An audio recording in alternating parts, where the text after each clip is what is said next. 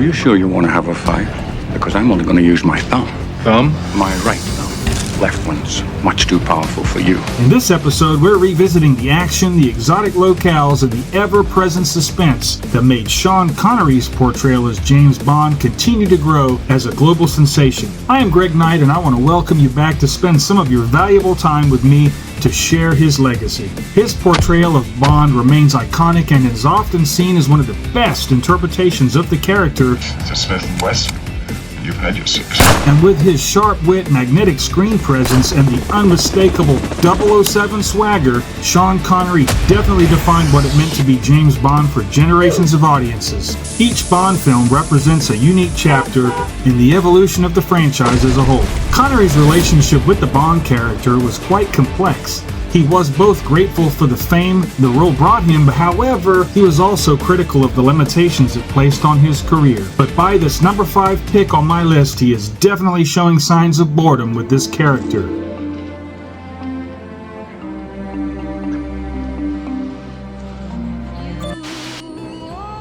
We're too late. Well, at least he died on the job. He'd have wanted it this way. I know what you're thinking. How in the world is You Only Live Twice going to be this low on my countdown? It is a big jump up from the previous one in the list. It's definitely a great Bond film, and it is up against some serious competition with other great Bond films like, of course, Goldfinger, From Russia with Love, and Thunderball. So, You Only Live Twice is a film of contrasts.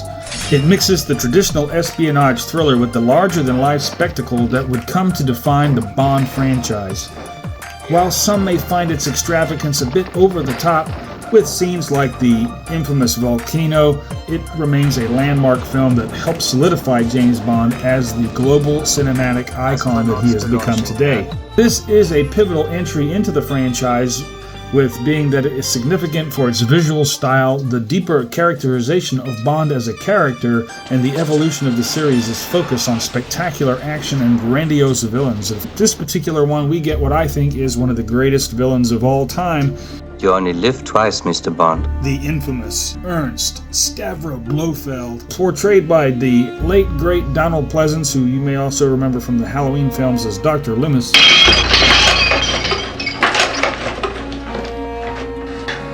A very sinister doctor. Oh, I do have a permit. Seems to me you're just plain scared. He's one of the most memorable Bond villains of all.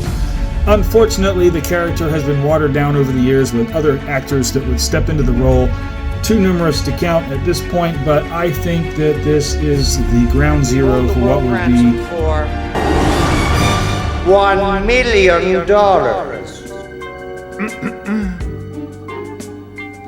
Don't you think we should maybe ask for more than $1 million? $1 million isn't exactly a lot of money these days.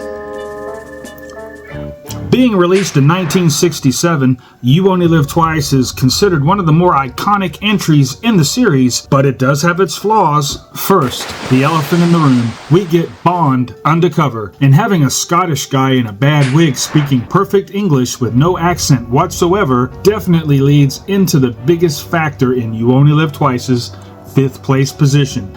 This is without a doubt one of the worst disguises known to man. They give him a wig and some makeup, and I use that term loosely. Sean Connery's attempt at playing a Japanese man might be the most unintentionally hilarious thing you'll see this side of the 1960s. It is a great pleasure to meet you at last. Welcome to Japan, Mr. Bond. And let's not forget the portrayal of Japanese culture in the film has been criticized for lacking authenticity and accuracy.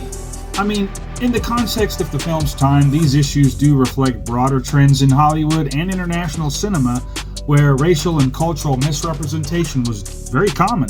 This includes things like the portrayal of Japanese architecture, rituals, and social hierarchy, which could be seen as catering to Western views rather than a genuine attempt to showcase Japan.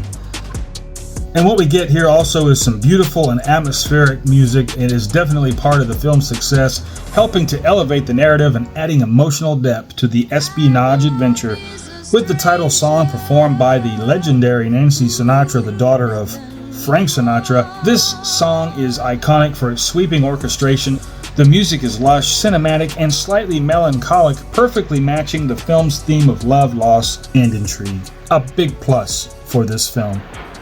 Are you finished? Leave him to me now, wait in there. And shut the door. I've got you now. Well, enjoy yourself.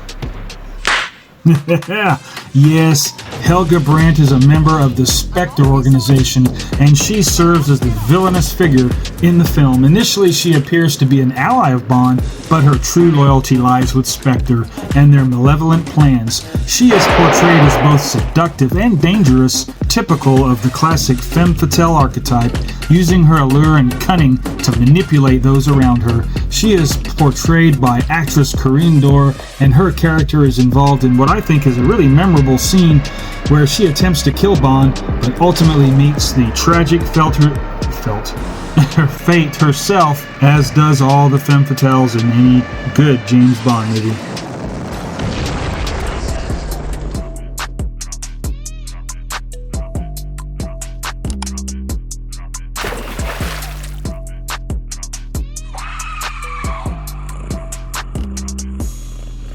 I will point out that the film's pacing has been described as a little bit uneven, with some moments feeling drawn out or unnecessarily slow.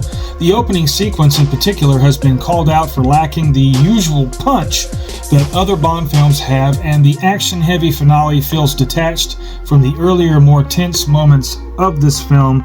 But it is still an enjoyable film to watch. Righto, well, I think You Only Live Twice is definitely worth a 7 out of 10. And that's my old attempt at an English accent. But yeah, I think that You Only Live Twice is a lot of fun to watch. No Bond film can be complete without having a Bond girl, and in You Only Live Twice we get 2. That's right, we get Aki, who is played by Akiko Wakabayashi. Aki is a Japanese secret agent working for the British Intelligence Service, and she is one of Bond's allies in the film, and she plays a significant role in helping him infiltrate the Spectre organization. Aki's character is known for her intelligence, elegance, and dedication to her mission, and we also get Kissy Suzuki, played by Mia Hama. Kissy is a Japanese woman who becomes Bond's romantic interest in the latter part of the film. She is portrayed as a more traditional Bond girl, offering Bond assistance while also becoming an object of affection. Kissy is notably less involved in the espionage, but she plays a crucial role in helping Bond in his final mission. There are a lot of things that slow the movie down in the middle of the film, and I think the ending is quite exciting, and I really am impressed, even to this day, with this huge set, the volcano lair, which I thought was just amazing.